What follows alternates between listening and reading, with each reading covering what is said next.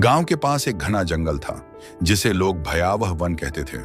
वहां जाने की हिम्मत किसी में नहीं थी, क्योंकि कहा जाता था कि जंगल में भूत प्रेत रहते हैं। परंतु 14 वर्षीय किशोर सुमन इन कहानियों पर विश्वास नहीं करता था। वह दृढ़ निश्चयी और जिज्ञासु स्वभाव का था।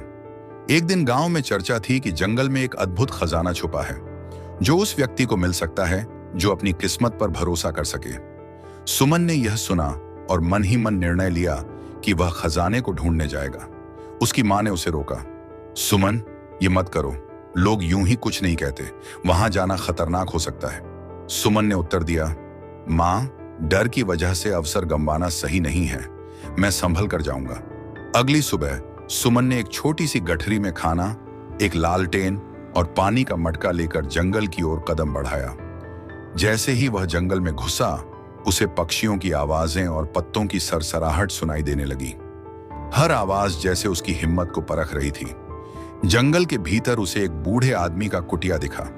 बूढ़े ने सुमन को देखकर कहा, तुम यहां क्यों आए हो बालक? सुमन ने अपनी योजना बताई। बूढ़े ने कहा, खजाना पाने के लिए केवल साहस ही नहीं बल्कि बुद्धिमानी भी चाहिए। तुम्हें 3 सवालों के सही जवाब देने होंगे। सुमन ने सहमति जताई।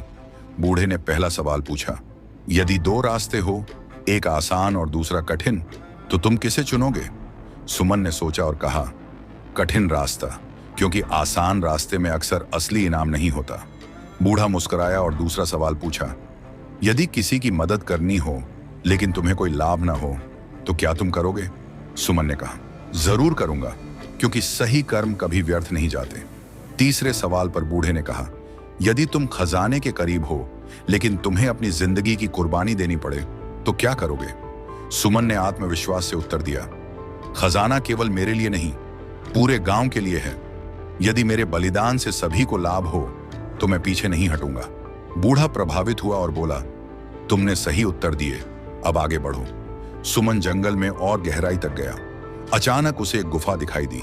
गुफा के द्वार पर लिखा था, सच्चाई का सामना करने के लिए तैयार रहो। गुफा के भीतर अंधेरा था। सुमन ने अपनी लालटेन जलाई और भीतर घुसा। वहां उसे कई तरह के डरावने चित्र और आवाजें सुनाई दी, जैसे कोई उसे डराने की कोशिश कर रहा हो।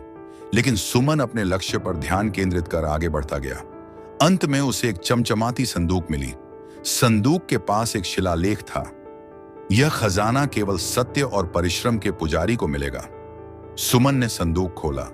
अंदर सोने चांदी के सिक्के और जवाहरात नहीं थे, बल्कि एक पुराना पत्र था। उस पत्र में लिखा था, खजाना केवल मेहनत, ईमानदारी और दूसरों की भलाई में है।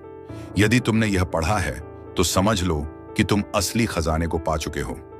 सुमन मुस्कुराया और सोचने लगा कि असली खजाना केवल भौतिक चीजों में नहीं बल्कि आत्मिक संतोष में है। वह गांव लौट आया और वहां के लोगों को जंगल की सच्चाई बताई।